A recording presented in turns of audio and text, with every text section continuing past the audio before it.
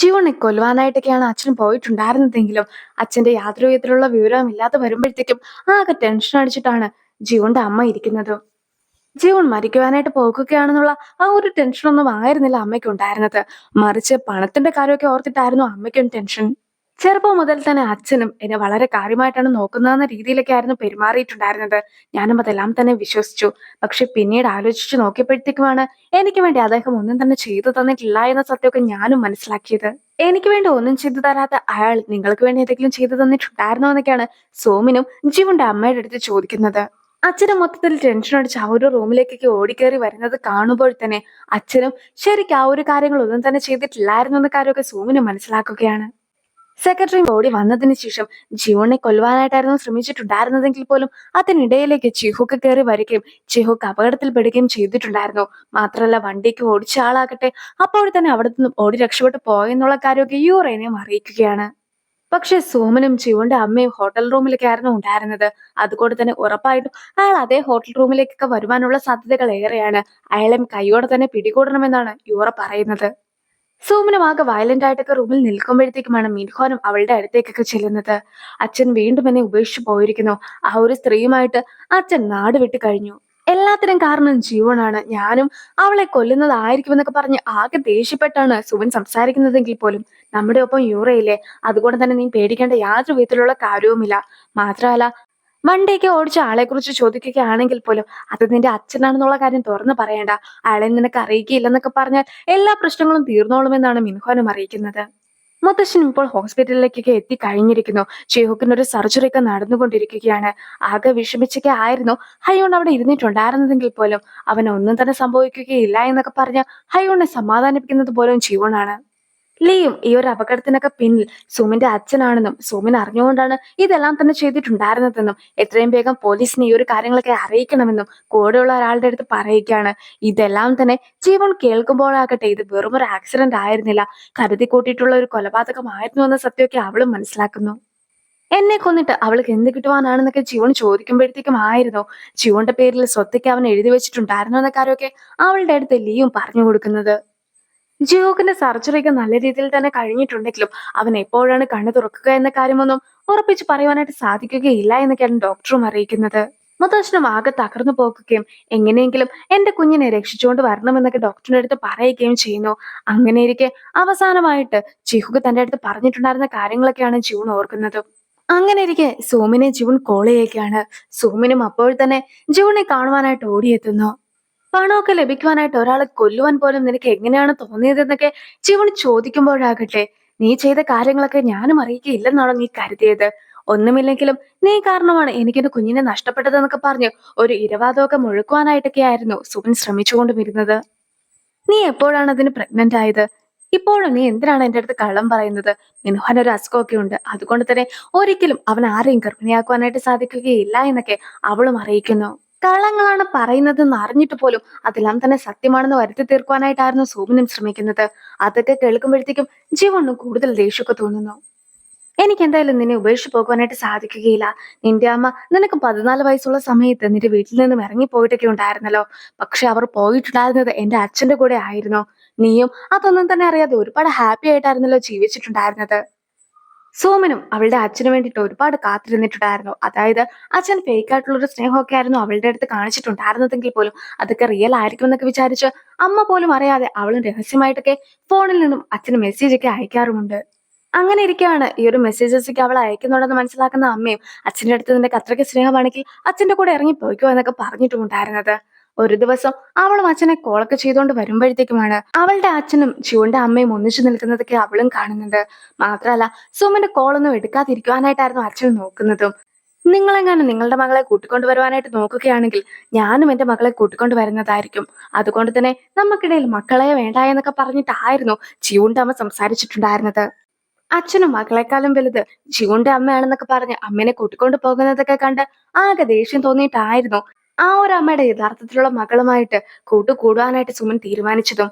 അങ്ങനെ ഒരു ദിവസം ഉറങ്ങിക്കിടന്നിട്ടുണ്ടായിരുന്ന ജീവന്റെ അടുത്തേക്കൊക്കെ അവൾ ചെന്നിരിക്കുകയും ജീവൻ അറിയാതെ അവളുടെ പേഴ്സൊക്കെ അടിച്ചു മാറ്റുകയും ചെയ്തിട്ടുണ്ടായിരുന്നു. പിന്നീട് കടയിൽ വെച്ച് ജീവനും പേഴ്സൊക്കെ നഷ്ടപ്പെട്ടു പോയെന്നൊക്കെ പറയുമ്പോഴത്തേക്കും കടക്കാരെ അത് വിശ്വസിക്കാതെ അവളെ കുറ്റപ്പെടുത്തിക്കൊണ്ടൊക്കെ ഇരുന്നപ്പോഴത്തേക്കും അവളെ സഹായിക്കുവാൻ എന്ന രീതിയിൽ അവളുടെ അടുത്ത് കമ്പനി കൂടുവാനായിട്ടൊക്കെ സൂമിൻ എത്തിയതും കാണിക്കുന്നു. അമ്മയില്ലെങ്കിൽ പോലും ഒരു കുറവും വരുത്താതെ ആയിരുന്നല്ലോ ജീവനെ അച്ഛൻ നോക്കിയിട്ടൊക്കെ ഉണ്ടായിരുന്നത്. അതൊക്കെ കാണുമ്പോഴത്തേക്കും സുമന് ശരിക്കും അസൂയാണ് തോന്നുന്നത്. പക്ഷെ അച്ഛനും ജീവനെ എങ്ങനെയാണ് നോക്കിയിട്ടുണ്ടായിരുന്നത് അതേ പ്രാധാന്യമൊക്കെ കൊടുത്തിട്ടായിരുന്നു സൂമിനെ നോക്കിയത്. പക്ഷെ സൂമിനും അസൂയ കാരണം അതൊന്നും തന്നെ മനസ്സിലാക്കാൻ പോലും സാധിച്ചിട്ടുണ്ടായിരുന്നില്ല. ആ ഒരു നിമിഷം തൊട്ടായിരുന്നു ജീവന് സ്വന്തമായിട്ടുള്ളതെല്ലാം തന്നെ തട്ടിയെടുക്കണമെന്നൊരു തോന്നലൊക്കെ സൂമിനും തോന്നിയത്. നിനക്ക് മാത്രം എപ്പോഴും എങ്ങനെയാണ് നല്ലത് മാത്രം കിട്ടിക്കൊണ്ടൊക്കെ ഇരിക്കുന്നത്? ഞാൻ ഒരിക്കലും നിന്നെ സ്നേഹിച്ചിട്ടുണ്ടായിരുന്നില്ല. ഞാനും കള്ളച്ചിരിയൊക്കെ ചിരിച്ച് നിന്റെ ഒപ്പം ഉള്ളപ്പോഴത്തേക്കും നീയാകട്ടെ വളരെ ഹാപ്പി ആയിട്ടായിരുന്നു ജീവിച്ചിട്ടുണ്ടായിരുന്നത്. നീ ഒരിക്കലും ഹാപ്പി ആയിട്ട് ഇരിക്കുവാനായിട്ട് പാടില്ല. എന്റെ ജീവിതം ഇങ്ങനെയാക്കിയത് നീയാണ്. അതുകൊണ്ട് തന്നെ നിനക്കും നരകമാണ് വിധിച്ചിട്ടുള്ളതെന്നൊക്കെയാണ് സുമൻ പറയുന്നത്. നിന്റെ അച്ഛന് എന്റെ അമ്മയുമായിട്ട് ബന്ധമുള്ള കാര്യമൊക്കെ എനിക്കറിയാമായിരുന്നു. പക്ഷെ നിനക്കതൊന്നും അറിയുകയില്ല എന്നായിരുന്നു ഞാൻ കരുതിയിട്ടുണ്ടായിരുന്നതെന്നൊക്കെ ജീവൻ പറഞ്ഞതിന് ശേഷം പണ്ട് നടന്ന കാര്യങ്ങളൊക്കെ കാണിക്കുന്നു.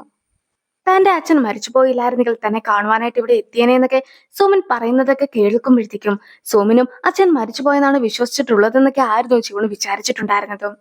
എല്ലാവരുടെയും അച്ഛന്മാര് സ്കൂളൊക്കെ വിട്ടു വരുന്ന കുട്ടികളെ മഴ നനയാതെ കുടയുമായിട്ട് വന്ന് കൂട്ടിക്കൊണ്ട് പോകുന്നതൊക്കെ കാണുമ്പോഴത്തേക്കും സൂമിനും കുറച്ചൊക്കെ വിഷമിച്ചായിരുന്നു നിന്നിട്ടുണ്ടായിരുന്നത്. പക്ഷെ സൂമിന് ഒരു വിഷമവും വരാതിരിക്കുവാനായിട്ട് ജീവനും കയ്യിലുണ്ടായിരുന്ന കുടയൊക്കെ അവൾക്ക് നേരെ നീട്ടിയിട്ടൊക്കെ ഉണ്ടായിരുന്നു. മാത്രമല്ല അവളെയും കൂട്ടിക്കൊണ്ട് പോകുവാനായിട്ട് നോക്കുമ്പോഴത്തേക്കും കുടയൊക്കെ പറന്നു പോകുന്നുണ്ടെങ്കിൽ പോലും അവളുടെ കൂടെ ഒന്നിച്ചൊക്കെ ജീവൻ പോകുന്ന സമയത്താകട്ടെ ജീവിതകാലം മുഴുവൻ ഇതുപോലെ ഒന്നിച്ചൊക്കെ മുന്നോട്ട് പോകാമെന്നും സന്തോഷമായിട്ട് ഇരിക്കാമെന്നും ആയിരുന്നു അവളും വിചാരിച്ചിട്ടുണ്ടായിരുന്നത്. ഞാൻ മരിക്കാൻ പോകുകയാണെന്ന് മനസ്സിലാക്കിയ സന്ദർഭത്തിൽ പോലും ഞാൻ മരിക്കുകയാണെങ്കിൽ നിനക്ക് സന്തോഷമാക്കുമല്ലോ എന്നൊക്കെ വിചാരിച്ച ആളാണ് ഞാൻ. എന്നിട്ടും നിനക്ക് എങ്ങനെയാണ് എന്റെ അടുത്ത് ഇങ്ങനെയൊക്കെ ചെയ്യുവാനായിട്ട് തോന്നിയതെന്നൊക്കെ ജീവൻ പറയുമ്പോഴാകട്ടെ വലിയ കാശുകാരനെ കണ്ടപ്പോഴത്തേക്കും മിൻഹ്വാനെ എന്റെ തലയിൽ കെട്ടിവെച്ചതുപോലെ നീയാണ്. അതുകൊണ്ട് തന്നെ നീ എന്നെ നന്നായിട്ടൊക്കെ ആയിരുന്നു കണ്ടിട്ടുണ്ടായിരുന്നതെന്ന് പറഞ്ഞാൽ ഞാൻ അത് ഒരിക്കലും വിശ്വസിക്കുകയില്ല എന്നൊക്കെ പറഞ്ഞ് സുമൻ വീണ്ടും ദേഷ്യപ്പെടുന്നു. ഈ നടന്ന കാര്യങ്ങളെല്ലാം തന്നെ നീയായിട്ട് വരുത്തി വെച്ചതാണ്. ഞാനും ഇതിനു മുമ്പ് നിന്റെ അടുത്ത് കുറച്ചൊക്കെ കെയർ ചെയ്തിട്ടായിരുന്നു പെരുമാറിയിട്ടുണ്ടായിരുന്നത്. പക്ഷെ ഇനി എന്റെ അടുത്ത് നിന്നും നീ അതൊന്നും തന്നെ പ്രതീക്ഷിക്കണ്ട. നിനക്കും ഇതിലും വലിയൊരു പണിയൊക്കെ ഞാൻ നൽകുന്നതായിരിക്കുമെന്നൊക്കെ പറഞ്ഞ് ജീവൻ പോകുവാനായിട്ട് തുടങ്ങുമ്പോഴത്തേക്കും എന്തായിരുന്നോ ജീവന്റെ ലൈഫിൽ നടന്നിട്ടുണ്ടായിരുന്നത് ആ ഒരു കാര്യങ്ങളെല്ലാം തന്നെ ഇവൾക്ക് നടക്കുന്ന രീതിയിലേക്ക് വരുത്തി തീർക്കുന്നതായിരിക്കുമെന്നാണ് അവളും ഓർക്കുന്നത്. ജോറാനും ജീവൻ ഒരു മെസ്സേജ് ഒക്കെ അയക്കുകയാണ്. എന്റെ ഹസ്ബൻഡ് എന്നെ ചീറ്റ് ചെയ്യുന്നുണ്ടോ എന്നൊരു സംശയമൊക്കെയാണ് എനിക്കിപ്പോൾ ഉള്ളതെന്നായിരുന്നു ജോറാൻ അയക്കുന്നതും. അപ്പോഴാകട്ടെ തന്റെ ലൈഫിൽ നടന്ന കാര്യങ്ങളൊക്കെ ജീവനും ഓർത്തു നോക്കുന്നു. ലിയും ജോറാന്റെ കടയുടെ വെളിയിൽ കാത്തു നിൽക്കുകയൊക്കെ ആയിരുന്നു. അങ്ങനെ ഇരിക്കെയാണ് ജോറാൻ നടന്നു പോകുന്നതൊക്കെ അവനും കാണുന്നത്. എന്തുകൊണ്ടാണ് അവൾ വിഷമിച്ച് നടന്നു പോകുന്നതെന്നൊക്കെ അറിയുവാനായിട്ട് അവൾ പോയ സ്ഥലത്തേക്കൊക്കെ ലീ പോയി നോക്കി കഴിയുമ്പോഴത്തേക്കുമാണ് ജോറാന്റെ ഹസ്ബൻഡും റെസ്റ്റോറന്റിലെ ജോലിക്കാരിയുമായിട്ടുള്ള ബന്ധത്തെക്കുറിച്ചൊക്കെ ജോറാൻ അറിഞ്ഞിട്ടുണ്ടെന്നുള്ള കാര്യമൊക്കെ ലിയു മനസ്സിലാക്കുന്നത്.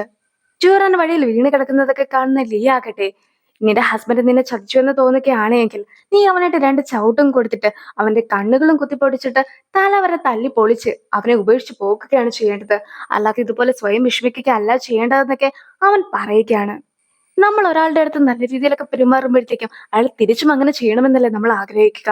ഞാനും അവന്റെ അടുത്ത് എല്ലാ രീതിയിലും നന്നായിട്ട് തന്നെയായിരുന്നു പെരുമാറിയിട്ടുണ്ടായിരുന്നത്. എപ്പോഴെങ്കിലും അവൻ അതെല്ലാം തന്നെ തിരിച്ചറിഞ്ഞ് എന്നെ സ്നേഹിക്കുമെന്ന് ഞാൻ വിചാരിച്ചു.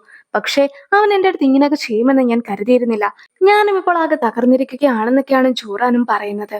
മദ്യപിച്ചെത്തിയിട്ടുണ്ടായിരുന്ന ആള് മോഷ്ടിച്ചൊരു വണ്ടിയുമായിട്ട് അപകടമൊക്കെ നടത്തുന്ന രീതിയിലേക്ക് കേസിനെ വഴിതിരിച്ചു വിട്ടിട്ടുണ്ടെന്നൊക്കെയാണ് സെക്രട്ടറിയും യുറേനെ അറിയിക്കുന്നത്. സുമിന്റെ അച്ഛനും ചിയുന്റെ അമ്മയും ഇപ്പോൾ ഒളിച്ചു താമസിക്കുന്ന സ്ഥലമൊക്കെ ഏകദേശം പിടികിട്ടിയെന്നും എത്രയും വേഗം അവരെ പിടികൂടുന്നതായിരിക്കുമെന്നും കൂടി സെക്രട്ടറി അറിയിക്കുന്നു. യൂറയും തന്റെ അടുത്ത പദ്ധതി എന്ന രീതിക്ക് ഉൺഹോനെ കാണുവാനായിട്ടൊക്കെ എത്തിയിരിക്കുകയാണ്.